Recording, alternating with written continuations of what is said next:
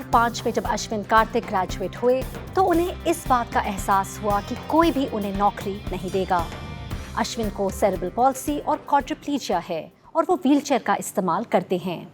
नौकरी ना मिलना एक आम सी बात है जिसका सामना लोग करते हैं, लेकिन अश्विन ने 45 असफल जॉब इंटरव्यूज़ दिए और आखिरकार उन्हें नौकरी मिल गई। अश्विन सेरेब्रल पॉल्सी से जूझ रहे भारत के पहले कंप्यूटर इंजीनियर हैं। वो काबिल हैं, लेकिन काबिलियत के बावजूद दिव्यांगों के लिए नौकरी पाना आसान नहीं है। ये बेहद निराशाजनक है। हम इस दिशा में क्या काम कर सकते हैं? रोजगार के इन निराशाजनक हालातों को कैसे बदल सकते हैं? इसी पर आज हम एक ज़रूरी बातचीत करने जा रहे हैं। यह है हंडे की पहल समर्थ एनडीटीवी के साथ साझेदारी में, और आज की चर्चा का विषय है breaking the barriers, the workplace revolution. Workplace revolution के साथ बाधाओं को तोड़ने के बारे में बात करने के लिए शो में हमारे साथ अश्विन कार्तिक खुद शामिल हैं। इस समय वे डेल टेक्नोलॉजीज़ में इंजीनियरिंग प्रोजेक्ट मैनेजमेंट के एडवाइज़र हैं। इसी के साथ वो एक पोएट और पब्लिश्ड ऑथर भी हैं। अश्विन कार्तिक के साथ हमारे साथ स्टूडियो में शामिल हैं मधुबाला शर्मा। वे एक इंक्लूसिव एक्सपीरियंसेस और टेक्नोलॉजीज अमेज़ॉन में सीनियर प्रोग्राम मैनेजर के तौर पर काम करती हैं। मधुबाला जन्म से ही नेत्रहीन हैं, लेकिन हमेशा उनमें एक आज़ाद और आत्मनिर्भर जीवन जीने की चाहत थी और अपनी इसी आज़ादी को वो खोजती रहीं। मधुबाला भारत के राष्ट्रपति द्वारा रोल मॉडल अवार्ड से भी सम्मानित हो चुकी हैं। साथ ही हमारे साथ स्टूडियो में हैं शालिनी खन्ना, जो कि skill council for persons with disabilities, honorary secretary, director NAB India centre for blind women and disability studies के चेयरपर्सन हैं, जिन्हें नीति आयोग द्वारा भारत को बदलते वाली शीर्ष 75 महिलाओं में से एक के रूप में सम्मानित किया गया है। आप सभी का बहुत बहुत धन्यवाद हमारे साथ आप जुड़े हैं इस इम्पोर्टेंट कॉन्वर्सेशन में। अश्विन, मेरा पहला सवाल आपसे ये है कि देखा जाए ये कहानी एक कहानी की तरह है, और ये आयरनी इसमें ये है कि आपको 2013 में बेस्ट एम्प्लॉय के लिए भी भारत के राष्ट्रपति द्वारा सम्मानित किया गया था। 45 असफल जॉब इंटरव्यूज़ के बाद जो आपकी 46 जॉब इंटरव्यू थी वो आपको मिली, वो नौकरी आपको मिली, अलग क्या था? पहली बात अमिका जी, मुझे यहाँ इस मंच पर बुलाने के लिए बहुत धन्यवाद।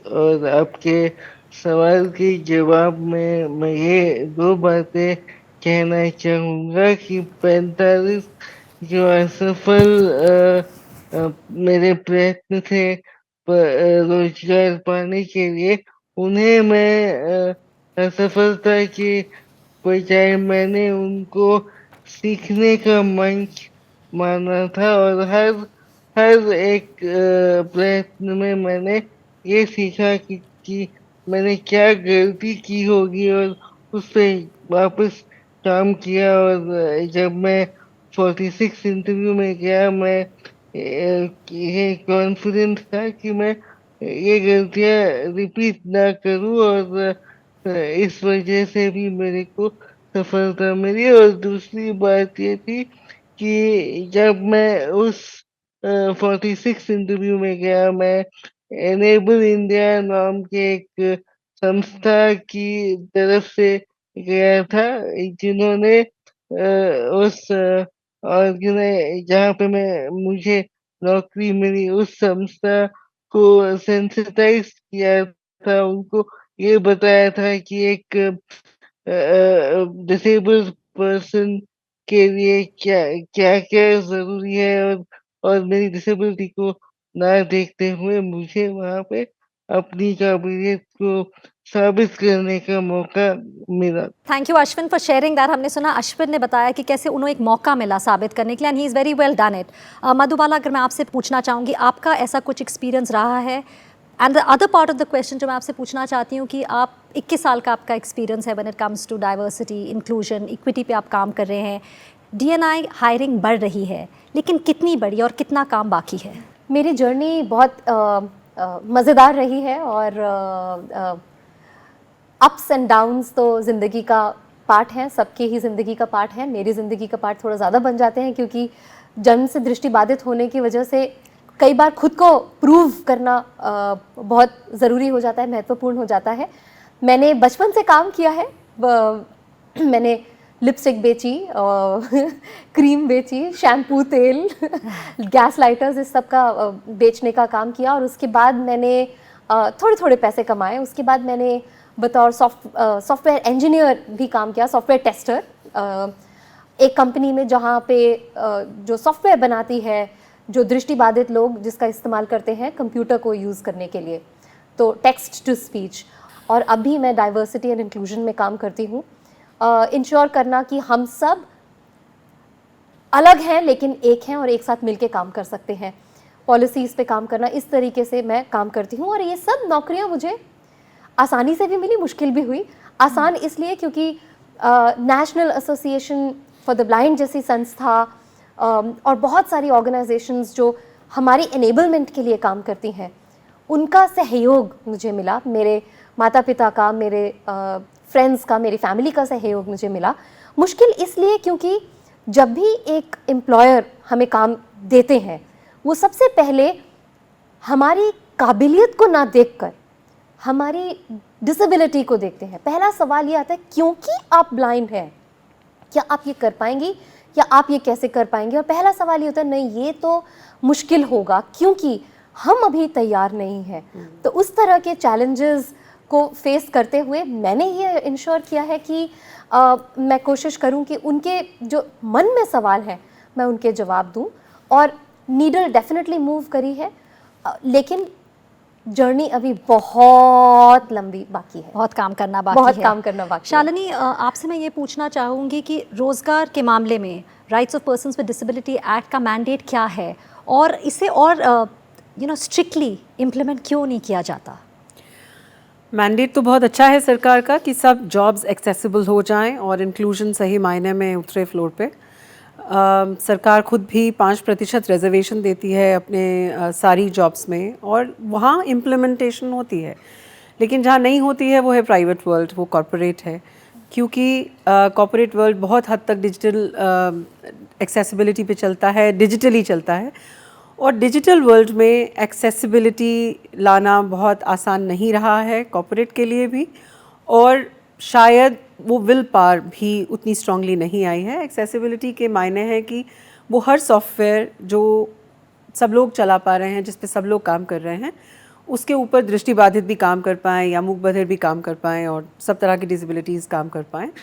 हार्डवेयर को बदलना आसान है, सॉफ्टवेयर्स को बदलना थोड़ा सा मुश्किल रहता है, क्योंकि उसके लिए आपको टॉप डाउन विल पावर चाहिए। तो मुझे लगता है उस विलिंगनेस की कमी है और लॉ में थोड़ी स्ट्रिक्टनेस की कमी है कि ये मैंडेट को किस तरह से लागू किया जाए, वो वाले रूल्स और गाइडलाइंस अभी बाकी हैं और करना बाकी है इस क्षेत्र में भी।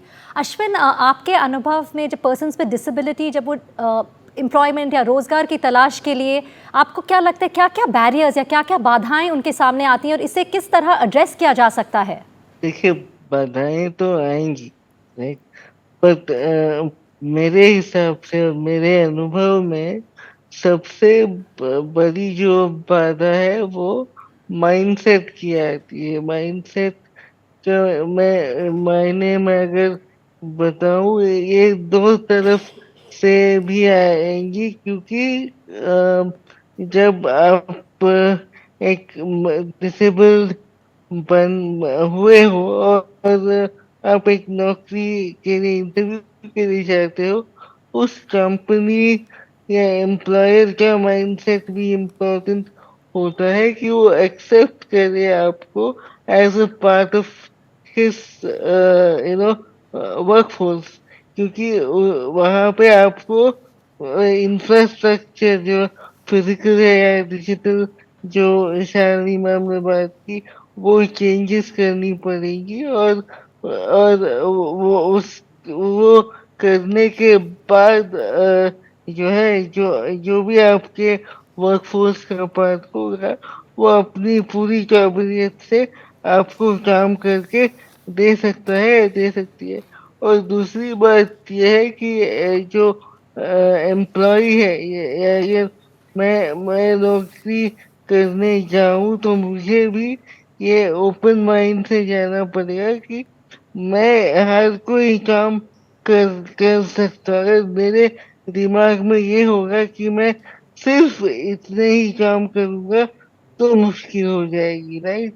क्योंकि अगर मैं सीखने के लिए तैयार नहीं हूँ तो मुझे अपॉर्चुनिटीज भी उतनी ही कम मिलेगी।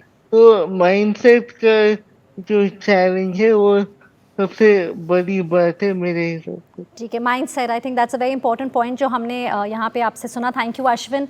शालिनी, आपने कई इनिशिएटिव्स जैसे ब्लाइंड बेक कैफ़े है, उज्ज्वला है, इन सब पे बहुत काम किया है और इससे ना सिर्फ इकोनॉमिक अपॉर्चुनिटीज़ बढ़ी हैं पर्सन्स विद डिसेबिलिटी की, बट ऑल्सो कहीं ना कहीं अवेयरनेस बहुत हुई है कि वो कितने काबिल हैं। बट ये किस तरह ये स्किल सेट हो, मार्केट लिंक्ड हो सकता है, किस तरह इसे ट्वीक किया जा सकता है और इसे टेलर मेड किया जा सकता है, इसके बारे में अगर आप बताएं। मुझे लगता है मार्केट में जो भी बिकता है जो है, अगर उसी को लेकर अडेप्ट किया जाए हम दृष्टिबाधित के लिए या पीपल विद डिसेबिलिटीज़ के लिए, वो बेस्ट है, क्योंकि आपके लिए ऑलरेडी मार्केट सर्वाइव कर रही है। और यदि आप उन स्किल्स को उस कंपटीशन में उतार सकते हैं डिसेबल्ड लोगों के साथ भी, तो ज़िंदगी सबके लिए युद्ध है, उनके लिए थोड़ा सा ज़्यादा बड़ा युद्ध है और वो लड़ लेते हैं। और उनके लिए भी सेम मापदंड रखिए, सेम एक्सपेक्टेशंस रखिए कि मार्केट के साथ ही चलना बहुत ज़रूरी है। अपने हर काम को यदि हम चाहे वो ब्लाइंड बेक है जिसमें यदि हम कस्टमर की एक्सपेक्टेशन पे नहीं उतरेंगे, उस स्पीड के साथ नहीं चलेंगे तो कैफ़े नहीं चल पाएगा।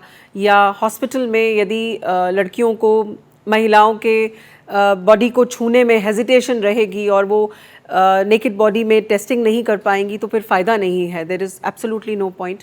तो मुझे लगता है जितनी भी एंटरप्रेन्योरशिप है, जितनी भी स्किल्स हैं, हम मार्केट को अंडरस्टैंड करके अगर अडेप्ट करते हैं उनको सिखाने के लिए पीपल विद डिसेबिलिटीज़ को, they will definitely learn it. So Madhu, मैं अगर आपसे पूछूं हायरिंग की तरफ से किस तरह प्लेसेस को और इंक्लूसिव किया जा सकता है, क्या ट्वीक्स होने चाहिए? हम काफ़ी सारे ट्वीक्स कर सकते हैं और अभी जो हम शुरुआत कर रहे हैं तो वो ट्वीक्स लगेंगे। और एक पॉइंट ऐसा आएगा जब वो ट्वीक्स नहीं, वो part of the process, part of the game, part of the system बन जाएंगे। सबसे पहले तो हमें ये देखना है कि हम हायरिंग के लिए हम स्पेशल हायरिंग ड्राइव्स भी करते हैं। लोग स्पेशली निकलते हैं देखने के लिए कि इस सेगमेंट को हायर करें और स्पेशल रोल्स के लिए। तो हमें एक तो ये देखना है कि हम कोशिश करें कि लोगों को उनके स्किल्स के लिए और उनके पोटेंशियल के लिए हायर करें। दूसरा, जो उनको परफॉर्म करने के लिए जिन टूल्स की ज़रूरत है, जिस एक्सेसिबिलिटी की ज़रूरत है, जिस इंफ्रास्ट्रक्चर की ज़रूरत है, वो हम प्रोवाइड करें, चाहे वो इंटरव्यू स्टेज हो या उसके बाद हायर करके काम करने की आवश्यकता हो। तो जो हमको काम करने के लिए चीज़ चाहिए, हम काम अलग नहीं करेंगे, हाँ, लेकिन हमारा काम करने का तरीका अलग हो सकता है। एक इंक्लूजन का माइंडसेट होना ज़रूरी है, चैरिटी नहीं, बिजनेस सेंस का माइंडसेट होना ज़रूरी है। जी, बहुत बाकी important। सब सॉल्व होता जाएगा। जी, बहुत इंपॉर्टेंट पॉइंट। अभी हम लेंगे एक छोटा सा ब्रेक और ब्रेक के बाद हम इस बारे में और ज़्यादा बताएंगे कि दिव्यांगों को काम पर रखने के मामले में हम कार्यस्थल पर बाधाओं को कैसे तोड़ सकते हैं। एनडीटीवी के साथ साझेदारी में हांडे की पहल समर्थ के बारे में और ज़्यादा जानने के लिए हमारे साथ बने रहें।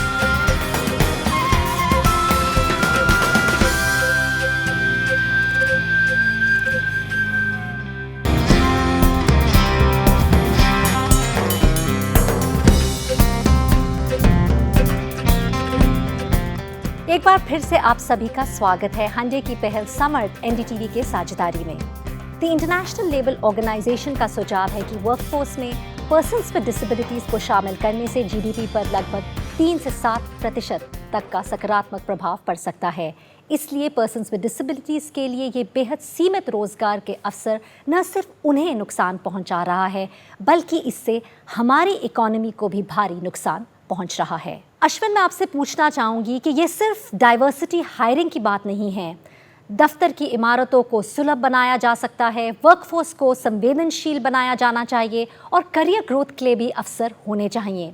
इस बारे में आपका अनुभव क्या कह रहा है और आप दूसरी कंपनीज को सिर्फ हायरिंग की नहीं बल्कि वर्क प्लेस में माहौल बेहतर करने के लिए क्या सुझाव देंगे? The conducive environment. मैं खुशी से ये कह सकता हूँ कि मेरा अनुभव काफी अच्छा रहा है, क्योंकि मैंने हमेशा नई चीजें सीखने और करने का माइंडसेट रखा है। और मैंने जब भी कोई नई कंपनी में नौकरी पाने की कोशिश की है। मैंने हमेशा उसके लिए अपस्किल किया है। और दूसरी चीज़ ये है कि जब आप सुझावों की बात करते हैं, तो मैं ये कहना चाहूँगा कि एक नौकरी पाने के बाद हर एक एम्प्लॉई को आगे बढ़ने का एक एम्बिशन होता है, और ये होता है कि मैं किस तरह अपनी नौकरी में और अपने कंट्रीब्यूशन को कंपनी की तरफ से आगे बढ़ाने के लिए मैं और कितना अच्छा काम कर सकता हूँ या कर सकती हूँ। जी, थैंक यू अश्विन। शालिनी, जो हायरिंग है, नियुक्ति एम्पैथी या सिंपैथी के लिए नहीं होनी चाहिए, बट बिकॉज बिजनेस के लिए अच्छा है, व्यवसाय के लिए अच्छा है। आपका क्या विजन है कि आने वालों सालों में क्या चेंजेस आने चाहिए? बिल्कुल, एब्सोल्युटली। आई मीन, अगर आप समझें कि अपनी डिसेबिलिटी के साथ इस दुनिया में जीना और जीत पाना पीपल विद डिसेबिलिटीज़ के लिए एक पूरा युद्ध है। और अगर वो योद्धा बन गए हैं तो कौन सा ऐसा बिजनेस है जिसे अपने साथ योद्धा नहीं चाहिए इस दौड़ में, क्योंकि उसके लिए बिजनेस भी एक युद्ध है। तो मुझे लगता है ये बने बनाए योद्धा हैं, और अगर आप इनको साथ लेके चलते हैं तो आपके लिए विक्ट्री बिल्कुल निश्चित है। इसके लिए हमें बहुत ज़्यादा ध्यान देना होगा कि हमारी सब जॉब्स, सब लेवल की जॉब्स जो हैं वो एक्सेसिबल हो जाएं सबके लिए। अदरवाइज़ उनके लिए हर लेवल के बाद यदि ये इस युद्ध में फिर से एक बैरियर है और फिर से लड़ना पड़ेगा, तो हम ऐसे ही इतनी स्लो स्पीड पे चलते रहेंगे, and there will be so many complications at every level. बहुत वैलिड पॉइंट्स आपने बताएं।